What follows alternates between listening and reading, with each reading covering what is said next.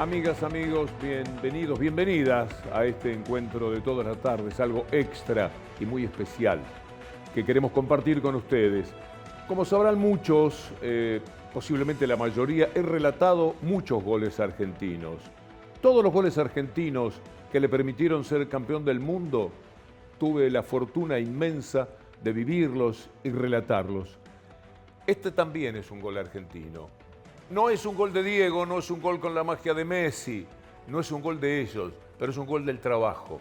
Es un gol que no vamos a decir tiene la magia de la jugada fantástica de Diego, pero tiene el laburo, el aporte, el entusiasmo, los sueños de toda esa gente que se esforzó durante más de un año para llevar a cabo una tarea que es un verdadero golazo.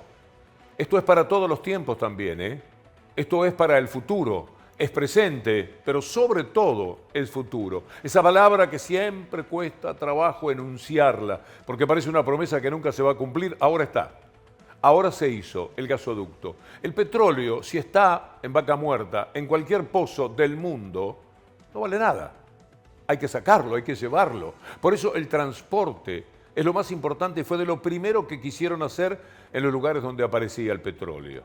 La Argentina tuvo trabajos importantes, después un quedo brutal durante la época del neoliberalismo y ahora se recuperó. Se hizo una promesa y se ha cumplido. La verdad es que en ese sentido, chapó, porque cuando se hizo aquel anuncio, probablemente mucha gente decía, ¿qué lo van a hacer? El gasoducto. ¿Qué van a meter ese gol? Imposible, desde ahí no se puede meter ese gol. Lo hicieron, lo hicieron. Vamos a ver lo que para nosotros es esa jugada fantástica muchas veces en nuestra vida. Vamos a tener presente todo lo que aporta al resto de la economía, porque el gasoducto tiene petróleo, es la vena, la aorta de la economía del país ahora, corre todo por ahí. Pero el petróleo es además todo lo que implica la vida del combustible, la vida de la soberanía. A veces me amargo pensando que no se dimensionan ciertas conquistas. Fácilmente gritamos los goles, y qué lindo que fue, del campeonato en Qatar. Pero estos otros, que son goles que disfrutamos cada día porque son para nuestros hijos, son para nuestros nietos, y no exagero cuando digo son para nuestros nietos, y posiblemente bisnietos también. Quizás no alcanzamos en lo cotidiano, en la vorágine en la que estamos metidos, en nuestros problemas, en nuestras desazones, no alcanzamos a darle la dimensión que esto tiene. Por eso lo presento como un gol, como una vena abierta al futuro, como una jugada que bien dice Cristina Kirchner, no fue magia, como aquello de Diego y de Messi, pero sí fue para la historia. La primera cosa que se me ocurre es decir algo que está muy adentro nuestro, y que no fue magia. Esto que pasó no fue magia. Estos 573 kilómetros que vienen a coronar la recuperación de nuestra petrolera de bandera en el 2012 y de los acuerdos que supimos celebrar con Chevron, como bien señalaba Sergio hace un rato, coronan esta parte que es el transporte de la energía. Es fantástico, voy a insistir con el término, como si quisiera convencerlo, porque hay cosas que no sabemos ver, no tenemos el entrenamiento necesario. Además nos han engañado tantas veces en la vida, desde la política, desde el empresariado. Son muchas desazones, así que estamos como blindados a veces para la alegría que no sea la de los goles. Pero así como Diego iba esquivando ingleses o Messi franceses, también hubo que esquivar rivales. Lo extraordinario de la historia del gasoducto, de YPF, es que hubo que esquivar adversarios que son de la Argentina. Es decir, había que ir haciendo todas las jugadas contra ellos. Mire esto.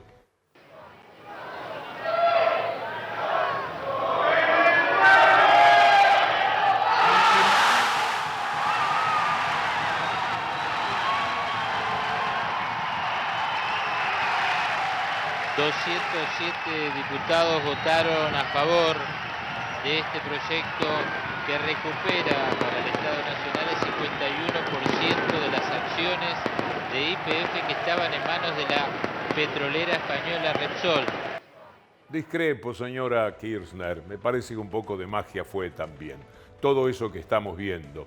Pero había que luchar contra toda esa gente. El director técnico del equipo adversario, como si fuera el técnico inglés diciendo hay que pararlo a Maradona de tal manera, o el francés estableciendo la táctica para contenerlo a Messi, el técnico de los contra todos, de los que no querían esa alegría y no querían esta realidad, era Mauricio Macri. Con mucho dolor, hoy le quiero comunicar junto a mis diputados que nosotros no vamos a acompañar esta medida.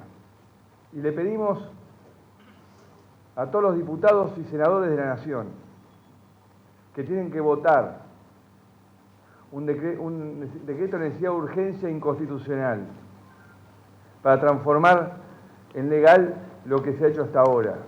Que reflexionen una vez más qué es lo que están haciendo, que piensen en la patria, que piensen en nuestra gente, en qué es lo que resuelve los problemas de verdad. ¿Cómo se puede decir con tanta propiedad una estupidez semejante? Los hechos, los años, por suerte jugaron a favor de demostrarlo. Bueno, él, por supuesto, siempre apostó a lo privado y, si es posible, a lo extranjero, porque es donde están sus negocios. La patria de ellos es el dinero, la patria de ellos tiene por capital Washington, la plata de ellos tiene por capital Repsol, en aquella época, cuando se discutía todo. Y entonces, así como le pedían disculpas al rey, seguramente le pidieron disculpas algún 9 de julio a Repsol.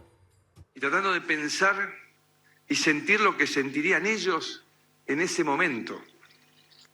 Claramente deberían tener angustia de tomar la decisión, querido rey, de separarse. Pero después empezaron a hablar de Vaca Muerta. No le cuesta nada a usted recordarlo a Mauricio Macri hablando de Vaca Muerta. Lo recordaba Cristina Kirchner casi con gracia, sin el casi, cuando además encaró a quien era la presidenta del Senado, la vicepresidenta Michetti, diciéndole, ¿ustedes cómo votaron en aquella ocasión? ¿Cómo votaron? Y Michetti amargamente tuvo que decir que habían votado en contra. Así ha sido muchas veces. El trabajo de ciudadano tiene que llevarnos a entender que esta oposición maliciosa, que trabaja para las corporaciones, que trabaja contra los intereses del pueblo siempre, lo hacen en muchísimas ocasiones, lo hacen permanentemente. Y entonces, a través de esta historia de YPF, de Vaca Muerta y del gasoducto, tenemos que aprender a detectar. Basta leer un título de diario para saber qué están haciendo. ¿A qué están jugando los políticos de esos empresarios, los políticos de esos medios de comunicación y los dueños de esos medios? Hay que entender el juego un poco más. Ese es el trabajo de ciudadano, porque la única defensa que tenemos es la lucidez. Nosotros no podemos esgrimir armas, nosotros no podemos presionar, no tenemos poder. El único poder es el de la lucidez y el del espacio público, entender lo que pasa y salir a gritarlo. Es la única arma que tenemos y hay que emplearla. Pero vayamos a aquello de usted, ¿cómo votó? ¿Cómo votó usted? Votaron negativamente la nacionalización de Repsol, de YPF. ¿Usted, señora, era diputada? Señora Presidenta, ¿era diputada usted? ¿Cómo votó? ¿Cómo votó la nacionalización de YPF, de Vaca Muerta? ¿Cómo la votó? Ah, la votó negativamente. Mire qué interesante. Mire qué interesante. Todos ustedes... ¿Cómo empezó la jugada? ¿Quién fue el Enrique que le dio el pase a Maradona? ¿Cómo es ahora la jugada? Máximo Kirchner, sin hablar en términos futbolísticos como me lo estoy permitiendo por razones casi obvias, dada mi profesión fundamental, lo esbozó el otro día. La primera jugada fue de Néstor Kirchner y debido. Viene a inaugurar algo con lo que ella pensó, trabajó, junto a quien fuera también ministro de Planificación de la Argentina como Julio Debido, como tantos otros, desde la recuperación desde YPF del 2012 a la fecha, y creo que para ella hace las cosas, milita en política, estudia y trabaja porque quiere una Argentina grande, y esto es parte de construir una Argentina grande. Después, cuando se hizo el aporte solidario, que financia gran parte de este gasoducto, como también otra ley como el RENAVAP, leyes que se hacen sin financiamiento, desprolijidades, y se generan esos mitos de la derecha eficiente, que la política esto y la política el otro, y la verdad que no fue un dirigente político el que chocó el país con la deuda con el fondo, fue un empresario, viene del sector privado, no viene de una unidad básica, de un sindicato, de un movimiento social. Y después, cuando se hizo el aporte solidario... La jugada terminó así, en buena parte, con lo que se obtuvo con el impuesto, por una vez, a las grandes fortunas. Mire que pelearon contra eso. De ahí vino la comparación con la dificultad de adversarios que no dan tregua, que hostigan, persiguen, juegan sucios, ponen la plancha en el pecho. Es un equipo áspero, un equipo muy pero muy duro, porque juega a favor de la inmensa idiotez que hay que tener para decir, los mismos que se quejan de los planes, de los que tienen hambre, de los que piden un poco más del esfuerzo del Estado que gobierna el capitalismo, que por supuesto roba a toda esa gente. Los mismos son los que estaban en contra del impuesto a las fortunas. Ahora que pasó todo, ahora que se hizo el gasoducto, ahora que usted sabe que una parte de esos dineros, por única vez, de los que tienen tanto que no lo pueden contar ni pesar, no saben cuánto tiene, qué sé yo, entre 4.500 y 4.700 millones de dólares, uno no puede hacerse demasiado la idea. Eso es lo que tienen muchísimos de ellos. Y no querían soltar el impuesto que por una vez y a la salida de una pandemia se les estaba pidiendo. Pero por supuesto que Roca, Mañeto y todos los popes que se negaban, y lo vamos a ver en un informe que se hizo hoy aquí en Extra, no lo decían ellos no, salían a decirlo a través de sus voceros, la clase política que trabaja para ellos. Siendo retrógrados, ¿no? De pensar, hay que sacarle a este que tiene más. ¿No estás de acuerdo con esta discusión que se está dando en el Congreso de un aporte extraordinario de las 9.000 personas físicas más ricas del país? No gente que tiene un poco más de patrimonio que el promedio, y que tiene un poco más de patrimonio que el promedio. Daniel, 200 millones de pesos no es un poco más que el promedio. Yo creo que sí, no estamos hablando de grandes. Están siendo retro. Lo que van a ver ahora, gracias al CEPA, es una placa mostrándole lo que había en el impuesto a las grandes fortunas. Es algo muy interesante. Lo que había en contra. Votación del aporte extraordinario. Deténgase, señor director, en esta placa. Quiero que entre en el recuerdo de la gente. A favor lo azul, en contra lo rojo. Casualmente se llaman el círculo rojo. Los votos negativos en su totalidad fueron de Juntos por el Cambio. Porque trabajan para esa gente, porque se deben a ellos, porque les deben muchos favores, porque son los que los colocan ahí, son los que los promocionan, los que los ubican en la televisión, en los diarios. Les deben sus modestísimas carreras, si tomamos el valor intelectual de las mismas, a esa gente, y trabajan para ellos desembosadamente. ¿Cómo puede haber políticos que voten en contra de un impuesto una vez a quienes tienen 5 o 10 mil millones de dólares? Una vez, para ayudar al país. Bueno, con ese dinero es con el que se hizo buena parte del gasoducto. A mí se me hace cuento que sea así. Pero también hay que tener en consideración lo que son los empresarios. No todos desde ya, nunca la generalización es buena, pero muchos, muchísimos, que terminan componiendo un promedio que hace a la calidad empresarial de la Argentina de las más egoístas del mundo entero.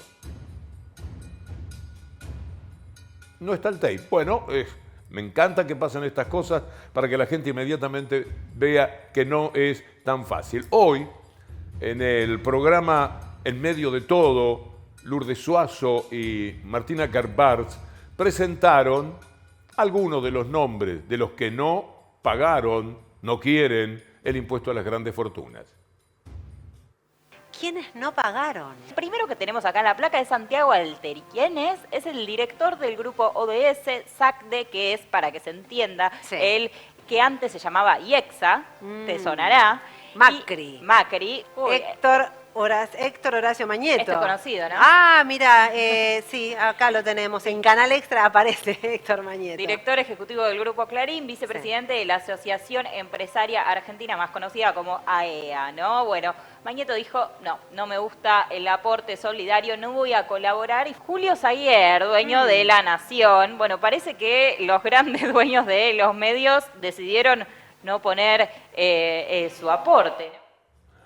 Todo se relaciona. Zaguier, viajero permanente de los pasillos de Comodoro Pi, obligando a que los jueces hagan lo que a él se le antoja, pero que a veces es víctima cuando los de Clarín los quieren involucrar, como ya hemos escuchado a Rendo, el número 2 o 3 de Clarín, diciéndole, ordenándole con sutileza al juez Ercolini que tenía que ir por Zaguier. Bueno, toda esta gente que vive metida en lo que verdaderamente es una mafia, porque todo lo hacen a través de la extorsión. Esta gente se negaba a pagar los aportes, y los que los defendían eran sus propios periodistas. Es curioso el mundo. Y el trabajo de ciudadano a veces no le alcanza a la gente, o no tiene tiempo para advertir de qué manera nos roban y de qué forma son ellos los que apañan a los que trabajan para que nos puedan robar. Mauricio Macri sacó un tuit, un poco también está desesperado porque figura cada vez menos, y ahí surgió hablando del gasoducto. Macri, nada menos. Leamos lo que dice. El gobierno anuncia con bombos y platillos un gasoducto que llega 3 años tarde y cuya demora le costó a la Argentina más de 5.000 millones de dólares. En 2019 dejamos la licitación lista y el financiamiento preparado. Solo tenían que avanzar. En lugar de eso tuvimos discursos, no si en plena pandemia se iban a poner a trabajar con la inutilidad de lo que dejó Mauricio Macri. ¿Qué era lo que quería Macri? Enseguida lo vamos a saber, enseguida lo vamos a demostrar cuando venga un ministro de Energía a contar que lo que Macri quería era dárselo a los privados.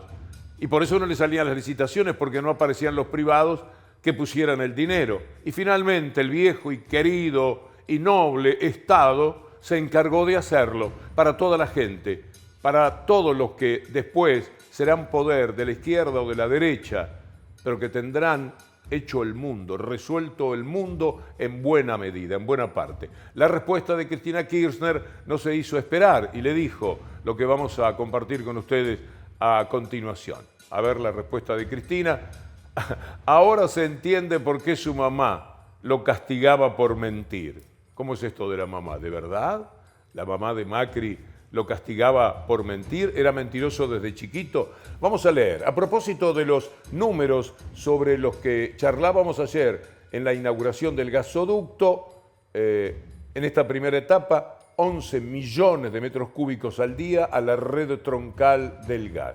Bueno, da algunos detalles muy técnicos, que muestran que Macri no aportó nada, pero nada es nada, y todo se hizo o antes o después de Macri. Ahora se entiende por qué su mamá lo castigaba por mentir. Escuchemos a la señora. Ha sido criado con muchísimo cariño y dentro de las posibilidades de enseñanza que uno pudo darle, a lo mejor demasiado severas, porque mi familia era muy severa conmigo, no tenía estudios especiales para saber cómo tratar a la niñez, así que era bien a lo duro, que no se miente. Claro. Por eso este chico no puede ser presidente. Era una de las cosas que yo más le reprochaba y le he llegado a pegar, cosa que me arrepiento. O sea, por mentir. Por mentir, sí, no se debía mentir, no, jamás. Y le he llegado a pegar, cosa que me arrepiento. O sea, por mentir. Por mentir, sí. Pero no se arrepintió nunca. No existe en la Argentina alguien más mentiroso que Macri. Los Estados Unidos presumen, he leído en el Washington Post alguna vez, que Trump es el tipo más mentiroso del mundo. No tengo los elementos necesarios, la cantidad. Ellos dicen que a Trump se le demostraron 10.000 mentiras. Y puede ser, pero Macri entra en la foto de la llegada de los mentirosos del mundo. Miren ustedes cómo es la historia. Toda la vida fue un mentiroso. Ya de chiquito lo único que sabía era mentir. Pero hablando del gasoducto, vamos a compartir estas placas que mucho le agradezco a la gente del CEPA, en particular a la doctora Julia Estrada. ¿Cuál es la magnitud del impacto en dólares del gasoducto? Mire, va a permitir ahorrar 1.000 millones en el segundo semestre del 2023. Se podría dejar de importar gas y combustibles para la generación eléctrica. Beneficios en regalías para las provincias productoras. Otra placa, vamos a ir más rápidamente, pero préstele atención, porque estos son los datos que usted tiene que, por arribita, aunque sea, conocer. Entre 4 y 4.300.000 se podrá ahorrar en un año completo, equivalente a la media de importaciones de los últimos 10 años. Es decir, la media de importaciones es esa cifra. Solo con el gasoducto se va a conseguir eso. También es equivalente a 2/3 de las importaciones totales de un mes promedio y equivale al 9% del préstamo del FMI. ¿Qué me dice? Evitaría costos adicionales, como impactó cuando se inició la guerra de Rusia y Ucrania. Ahorro de 3.000 millones de dólares anuales debido a la reducción de las importaciones. Una o dos placas más. ¿Por qué es importante el gasoducto Néstor Kirchner? Resuelve un problema central, el transporte de gas. Sustituye importaciones de combustible alternativo, fuel oil y gasoil. Garantiza el abastecimiento de gas a industrias argentinas durante el invierno y continúa ampliando la conexión a gas por red al conjunto de usuarios que aún no tienen acceso. Estamos hablando del 30%. ¿Y por qué más es importante? Enfrenta la brusca caída de la producción de gas de la cuenca NOA y de nuestro proveedor principal, que es Bolivia. Compensa la declinación de la producción de petróleo convencional en el sur argentino, porque estas cosas no son eternas. Exporta a los países limítrofes remanentes de gas natural, como ustedes saben. Lo que se recauda también es muy importante. Todo esto es recaudación.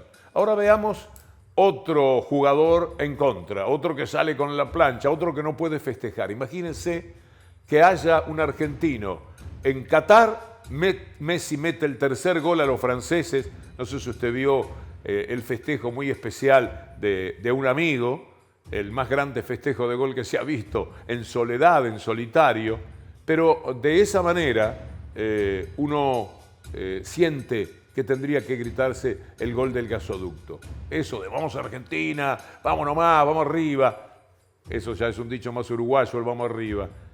Esto tendría que ser Rodríguez Larreta. Un poco lo acepta, dice buenísimo, pero llegó tarde, llegó después del partido. Por supuesto que no es verdad.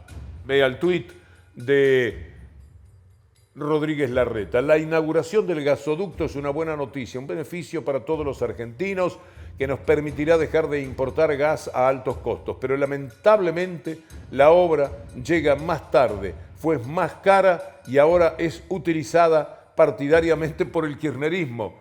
No, si ellos no usan nada, no tiene usted pintada de amarillo, por ejemplo, la ciudad de Buenos Aires, los trenes, los avisos, cualquier cosa. No, ellos no.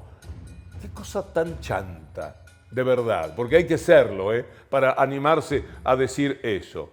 ¿Sabe por qué llegó tarde Rodríguez Larreta? Por lo que usted dijo, porque Macri fracasó. Pero no quiero ser yo el que lo digo, mejor dígalo usted. Patricia propone que desde el mensaje fuerte, desde expresar la voluntad, que vamos a...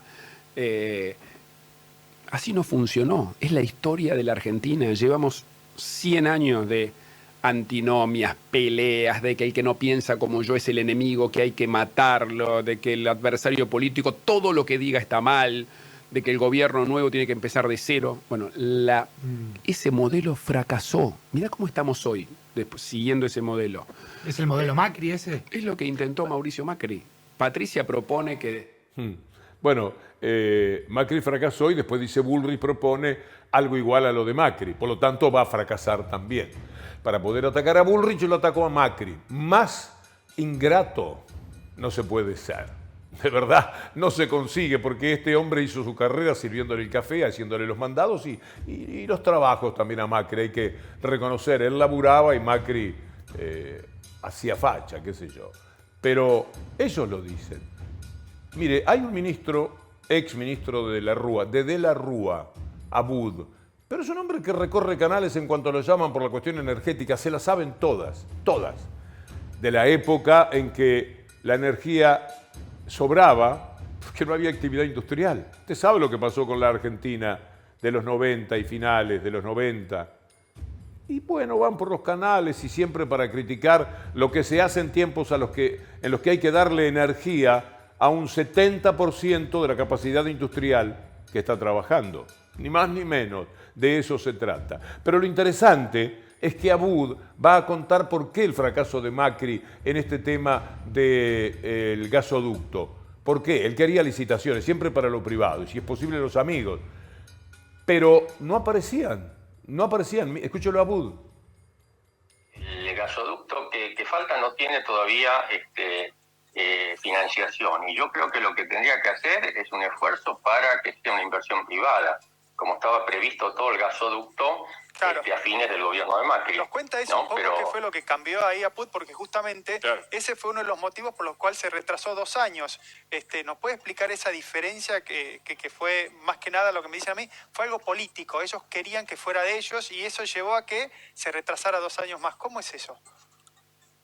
Sí, el gobierno de Macri ya tenía hecho, creo que estaba Lopetegui en ese momento, el pliego para hacerlo como una inversión privada, pero vino la debacle de fines del 2018 y después el masazo político que significó las PASO de 2019, y entonces hubo que parar esa licitación porque nadie estaba interesado en eso, por supuesto.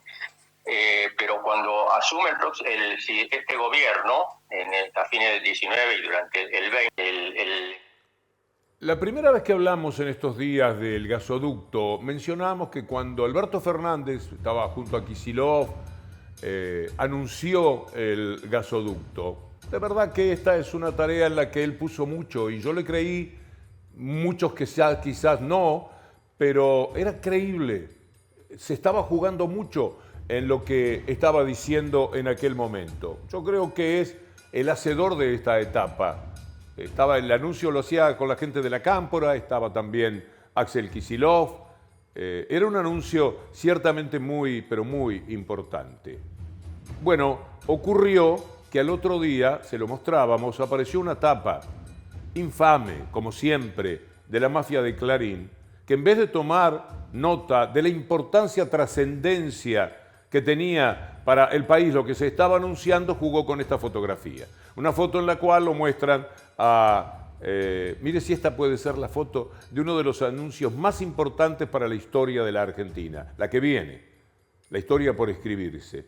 Bueno, esto es lo que fotografiaron. Esto es lo que le importaba a ellos, como llorando, vas a saber el mensaje que había. Pero esta fue una impresión que nosotros tuvimos y que yo recordaba muy bien porque la indignación es un entrenamiento que uno tiene frente a la mafia de Magneto y de Clarín. Ayer, Alberto Fernández se acordó de esa tapa y dijo esto. Me acuerdo todavía, un día de abril del año 2022, cuando estábamos con Axel en Neuquén, con Omar Gutiérrez, cuando anunciamos el llamado a licitación. Era la obra pública más grande que la democracia iba a recordar. Axel se acuerda. El viento venía de frente, era insoportable, insostenible. Los patagónicos estarán acostumbrados, pero los porteños menos. Y la verdad es que el viento que traía sobre la cara estaba lleno de arena. Y en un momento me refregué los ojos, como estoy haciendo ahora, para sacarme la arena que llegaba a mis ojos. Y Clarín me inmortalizó en la tapa diciéndome: el presidente soportó el viento del sur. Y muy chiquito decía, anunció la licitación de un gasoducto. Clarín, este es el gasoducto que te dije que íbamos a hacer. Pero detrás de Clarín hay nombres, porque a Clarín no le importa que lo nombre. Los acuerdos que hace con otros medios de comunicación están referidos a que no se metan con Mañeto. No les importa mucho que digan Clarín esto y Clarín lo otro. Se ríen a esta altura del partido, todo el mundo sabe lo que son. No les importa, juegan a cara descubierta. Los acuerdos son por otro motivo. Por lo tanto, es Héctor que no me deja mentir. Cuando Alberto Fernández dice esto tiene toda la razón, se ve que le dio una bronca justificada, le dolió enormemente, no puede ser, hago el anuncio de mi vida y me tratan de esta forma, porque son muy, pero muy sanguinarios desde Clarín. Pero de todas maneras, la confrontación no es Alberto Fernández con Clarín. La confrontación es el Estado con Clarín. La confrontación es el pueblo con Clarín. La confrontación es con quienes están permanentemente jugando en contra, hoy, mañana, pasado, todo el tiempo, jugando en contra de los intereses del pueblo. Elija el tema que quiera. Y ellos son los que le marcan el camino a los políticos de las corporaciones para que vayan y digan lo que luego, que ellos inventan algo, toman, como hicieron con lo que les vamos a mostrar más adelante de Kicillof, que denuncian ellos, entre comillas, denuncian la campaña del miedo. Pero eso viene después. Permítame vivir la alegría de saludar a un trabajador del gasoducto, a un hombre, a un obrero de Saliqueló, Lesbian Martínez. Me da mucho gusto saludarlo, Levian, un gusto, un abrazo. Víctor Hugo, Levian. Hola, Víctor Hugo, buenas tardes, buenas noches. ¿Cómo te va? Bien. Un placer para mí. Muy bien. ¿Sos de Saliqueló o fuiste? Soy de Saliqueló. ¿Sos de allí? Sí, sí. ¿Cómo Soy nacido y criado, como dicen los viejos por acá, decimos. ¿Y cómo ha cambiado la vida, no? Allí. Sí, Víctor Hugo, la verdad que sí, nos cambió mucho a todo el pueblo. Desde la llegada del primer caño que llegó, las primeras maquinarias, que para nosotros, imagínate que estamos en el medio del campo, más que cosechadoras, tractores y sembradoras no conocemos, digamos, como que fue todo muy impactante, ya desde eso, ¿no? Después, desde lo económico, desde el punto de vista ese, también nos cambió muchísimo. La verdad que estamos contentos con la llegada del gasoducto. ¿Vos exactamente qué hacías? ¿Cuál ha sido tu tarea en torno al gasoducto? Yo soy ayudante. Hice el desfile de caño hicimos, un gran grupo, que consiste en eso, llevaban los camiones a la línea y nosotros íbamos descargando los caños, dejándolos acomodados perfectamente, llevan un sentido, así que bueno, ese era un poco nuestro trabajo, dejarle listo a la fase anterior, a la fase que nos seguía, que era soldadura, recubrimiento, arenado, todo eso, ¿no? Te parás en el costadito de Saliqueló y mirás a lo lejos. ¿Cuán lejos llegás a ver el gasoducto como si fuera una vena que atraviesa la Argentina? No, es increíble. La verdad que es algo que no sé si todavía tomamos dimensión de lo que estamos haciendo. Pero con orgullo, contento todas las mañanas, nos íbamos a trabajar con todo el grupo. Tenemos un grupo realmente muy lindo de todos chicos del pueblo, de Saliqueló. Y nada, lo pasamos bien y siempre consciente de lo que estábamos haciendo, que era algo histórico, algo más allá de lo impresionado, porque semejante las máquinas, la obra, todo majestuoso, y como que para nosotros ya íbamos asombrados, porque todos los días aprendíamos algo nuevo, ya sea por distintas fases que nos tocaba trabajar o lo que sea. Pero nada, contentos, realmente todos muy contentos. ¿A cuánta gente como vos le habrá dado trabajo el gasoducto? Y la verdad que a muchísimo. No podría decirte un número, Víctor Hugo, porque sería encasillar algo, o quizás mentirte, no puedo, pero mucha gente, la verdad que mucha gente. ¿Y el pueblo en sí tuvo algún beneficio? Y sí, porque vos imaginate que Saliqueló es un pueblo chico, desde lo económico fue un beneficio muy grande para todos, lo gastronómico, hotelería repleta, todo, el inmobiliario, no sé, tiendas, porque mucha gente que vino de afuera. Y eso, o sea, el pueblo está preparado para eso y de repente tener tanta cantidad de gente y con buenos sueldos, así que se consumía, tanto lo mismo como nosotros, nos cambió mucho eso. Pasamos, o sea, era mucha familia del pueblo con otros ingresos, que eso se nota un montón también en el pueblo. ¿Estás en Saliqueló ahora? Ahora en estos momentos no, estoy afuera de Saliqueló por otro tema personal, pero sí vivo en Saliqueló, esta noche vuelvo para allá. ¿Dónde estás ahora? ¿Estás en La Plata? Ahora estoy en La Plata, sí. ¿Haciendo algo que tenga que ver con el gasoducto, algún trabajo? No. No, nada de eso. Tenemos día libre. Es esa relación entrañable de la provincia con la ciudad de La Plata, algo tan particular. La ciudad de La Plata. ¿Vos tenés alguna profesión especial? Yo soy pintor de obra, Víctor Hugo. Trabajo de pintor y trabajé siempre de pintor. Bueno, gracias. Ahora estamos con esto. Sí. Gracias por pintar la Argentina. No, gracias a ustedes. Pintar el gasoducto es también una forma de pintar el país. Levián, muchas gracias por esta charlita y un saludo para todos los trabajadores de Saliqueló y a lo largo del gasoducto, todos los que llegaron a poner algo, a hacer algo en torno a ese gasoducto, que es un verdadero golazo argentino, si me permitís el término. ¿Cómo no? Si no te lo permite a vos. No, muchísimas gracias, Víctor Hugo, por darnos el espacio y nada, la verdad que sí. Un gran abrazo. Con los chicos todos muy orgullosos. Muchas gracias, Víctor Hugo. Un saludo.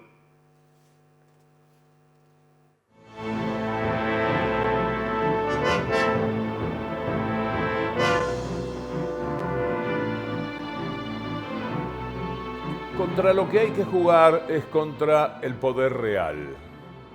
No solo impedían el gasoducto, cualquier cosa que se quiera hacer que pueda resultar positivo, ellos no lo quieren porque piensan, como sucede toda la vida, un intendente hace una obra y bueno, se luce con esa obra. Un partido político toma a su cargo una ciudad y trata de hacer cosas que luzcan. Es natural, es la conducta humana y creo que además con pleno derecho.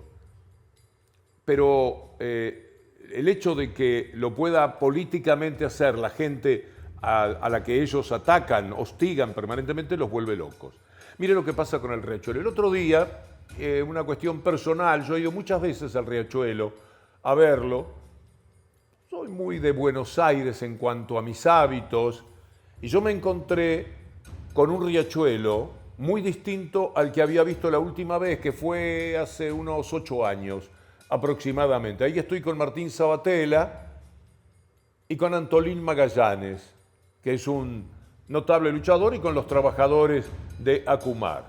Recorrí el Riachuelo, mucho del Riachuelo, y pude ver algo completamente distinto, en el que todavía hay mucho por hacer, pero en el que las cosas han cambiado. Vi gente caminando por la ribera de Avellaneda, vi parques para chicos para jugar, vi gente mateando a la orilla del río, bueno, esto es como transportan, constantemente uno se cruza con barquitos así que llevan la basura, toneladas y toneladas de basura que van a los containers y que permiten limpiar el río. Hay que trabajar mucho. Imagine que son 14 municipios los que tiran, ya se sabe. Son muchas industrias y están además los desechos cloacales, que son el 80% del drama del Riachuelo. Están haciendo un gran trabajo con AISA, con Malena Galmarini, y ese trabajo va a permitir tapar esas cuestiones cloacales. Van a poner las cloacas necesarias. En eso están ahora. Y a mí me pareció muy bueno haber podido ser testigo. Miren lo que es esa ribera. Así se ve muchísimo del Riachuelo. En algún recodo aparece un asentamiento. Muy corto, en cuanto yo lo veía, yo tenía en mi mente kilómetros de asentamientos donde no se podía vivir. Los ranchos estaban colgados del barranco, parecía que se iban a caer al río. Así vivían. Esos asentamientos no están. Pusieron casas donde viven las personas que estaban en los asentamientos. Los dignificaron. Y las casas son muy vivibles, pero además algún privado se entusiasma y hace un edificio con balcones al río, porque el río no tiene ni por asomo el olor insoportable que tuvo en otra época. Casi todo el recorrido lo hice sin sentir el olor, aquel olor del Riachuelo. Una parte nada más frente a un frigorífico. Después me vine tan contento, pero tan feliz. Lo invité a Sabatella para que venga un día, pero cuando pinte la ocasión, porque de verdad me parecía que era lindo para compartir con la gente de Buenos Aires, los municipios que tienen que ver con el riachuelo, algo que se estaba haciendo. Mi sorpresa fue enorme ayer, cuando en la tapa de La Nación me encuentro con esto. Yo digo, no se puede vivir así, no se puede trabajar tanto como evidentemente se ha trabajado, para que digan sanear el riachuelo, una eterna asignatura pendiente, y metan una nota contra lo que se está haciendo en el riachuelo con el pretexto de todo lo que falta. Mire, si lo que falta anular a todo, ni el gasoducto serviría, porque siempre falta, siempre hay algo más para hacer. En la tapa, de pronto aparece el riachuelo. Parece mentira, yo no sé si no era una respuesta al entusiasmo que había manifestado por radio con este tema. La cuestión es que se lanzaron con esa nota. Vamos a presentar una entrevista que se hizo en la televisión pública. Luciano Galende, su gente, anduvo por el riachuelo, se ocupó en el programa SIC Periodismo. Veámoslo. Durante mucho tiempo este curso de agua fue uno de los 10 más contaminados del planeta. La movilización vecinal y un fallo judicial fueron el comienzo de un cambio que modificó la calidad de vida de mucha gente.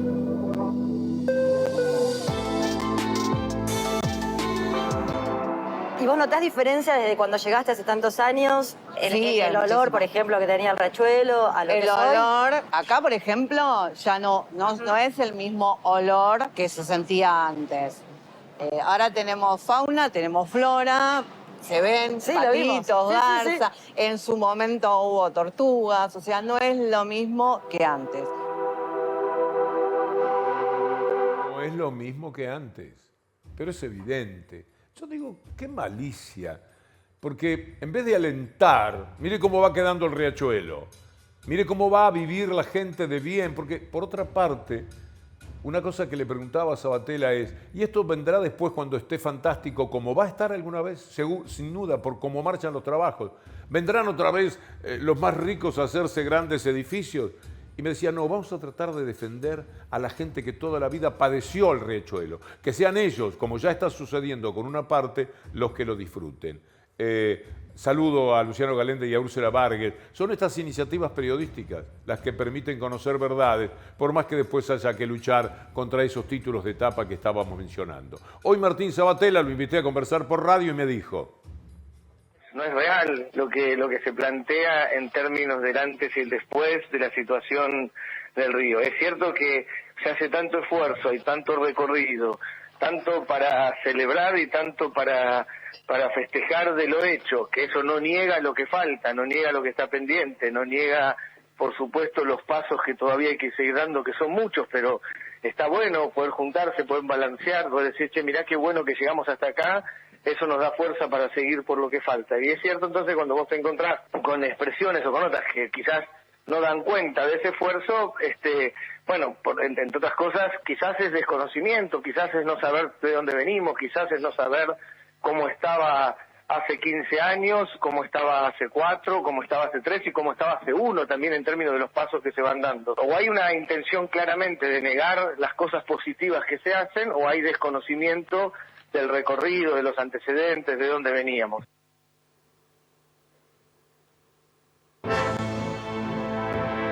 Del otro lado tenemos el enfrentamiento constante con el poder real, representado por los políticos que quieren el ajuste. Axel Kicillof dijo algo que es tan pero tan cierto que lo toma no de su idea personal, no, lo toma de lo que dicen los propios integrantes del PRO, ahora que se están pasando facturas de todo tipo por la interna, y entonces podemos conocer un poco más la miserabilidad política que se vive dentro del grupo. Viven denunciándose, son cualquier cosa, pero lo dicen ellos. Entonces Kicillof toma nota y en un discurso dice lo que vamos a escuchar. Los diferentes candidatos de la derecha, en cualquiera de sus expresiones, vemos que la derecha tiene muchos candidatos, pero tiene un solo proyecto. Tiene el proyecto del ajuste. Y si para llevar adelante ese ajuste tienen que ir a reprimir, o como decía ellos mismos, como decía Carrió, asesinar, dijo asesinar, a violar los derechos humanos, están dispuestos a hacerlo. Los diferentes... Ya vamos a ir a Carrió, pero antes mire esta etapa de la mafia. Son increíbles. Así que Kicillof, que está diciendo una verdad confesada por los propios integrantes del PRO, ha lanzado una campaña del miedo. Esto es del primer día. En el segundo día, hoy, está hablando de la oposición contra la campaña del miedo hecha por Kicillof. ¿Y cómo no vamos a tener miedo? Para darle razón a los dichos del gobernador de la provincia de Buenos Aires, es bueno escuchar a la propia Carrió.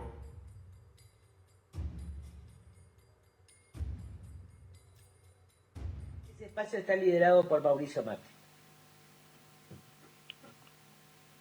Mauricio Macri, a quien yo acompañé y donde el acuerdo sea para hacer un espacio de centro, se ha corrido a un espacio más cercano al de Milei. Lo dijo expresamente. Nosotros queremos ganar para hacer una alianza con Milei. En la segunda. Ese espacio va por un ajuste muy brutal sobre las clases medias, un ajuste pero brutal, digo yo, en 4 meses, y va también sobre arrancando la noción de orden enmarcado en la anexión de un orden, pero de un orden que no proviene ya ni de la justicia, ni de la república, ni de los derechos humanos, ni la de represión respetando los derechos humanos, sino en la noción de un orden que también es una ilusión, que es que hay que reprimir hasta matar. Lo que dice Carrió es que van a ir contra los derechos humanos, que van a matar, etcétera. Pero está mal que lo diga Carrió, porque lo siente como una verdad, sabe que es así. Fue siempre así con la derecha. Pero mire cómo Macri le da la razón a Carrió cuando dice, bueno, si hay que matar, ¿qué vamos a hacer?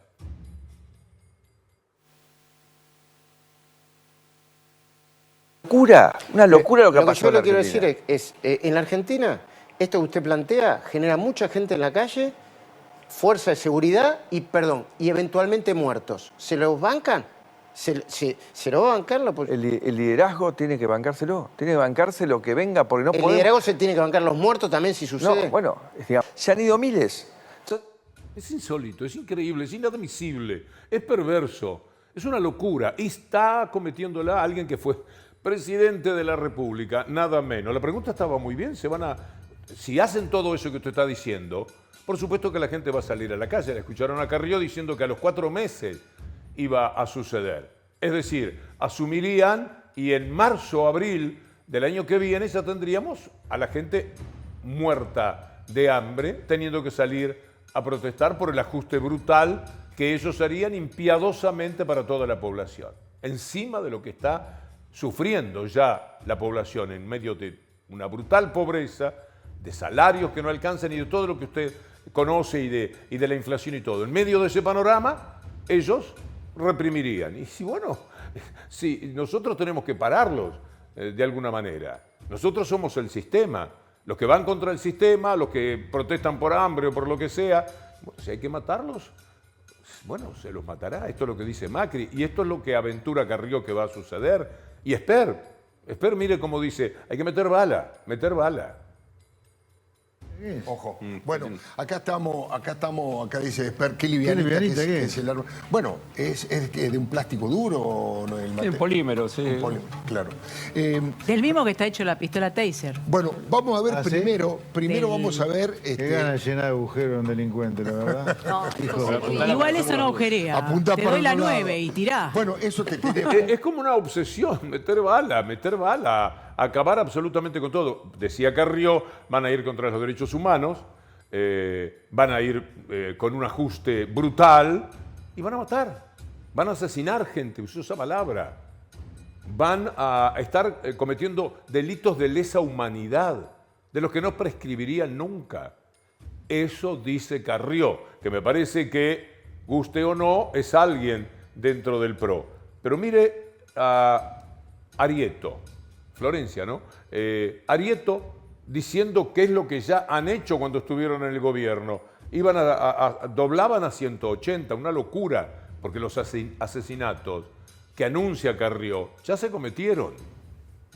Pues tenés una montaña de muertos en el combate contra la inseguridad y el ejército termina imputado por violencia institucional. ¿Está tratando de Entonces, demagoga a Patricia Bullrich? siempre dobla 180, no puede doblar 180 todas las curvas. El Estado no puede desalojar con un muerto, dejar desalojar con un muerto y dejando muertos los desalojos, porque así no funciona el Estado. ¿Qué muerto dejó en los desalojos? Maldonado, en Cuyamen.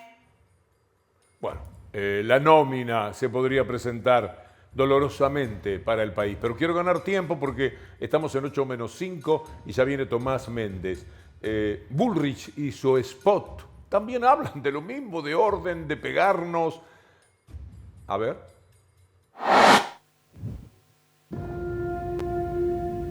Si estuviéramos en un país normal, tal vez alcanzaría con un buen administrador o un teórico de la economía. Pero no estamos viviendo en un país normal. Estamos en esta Argentina. Sufrimos hambre. Son siempre los mismos.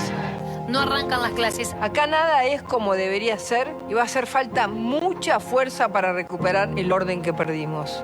Fuerza, porque el diálogo no saca a los narcos de Rosario, porque la corrupción no se termina por consenso, porque no se acuerda con las mafias. Tengo la suficiente pelota. Fuerza, porque a las cajas y a los privilegios nunca se los suelta a negociar. Bueno, cuando Pichetto vio esto, ¿cómo será? Me gusta esa frase. La cañada si el gato la cruza al trote. Imagínense cómo será la situación que Pichetto dijo, no, esto es demasiado, dijo Pichetto, escúchelo.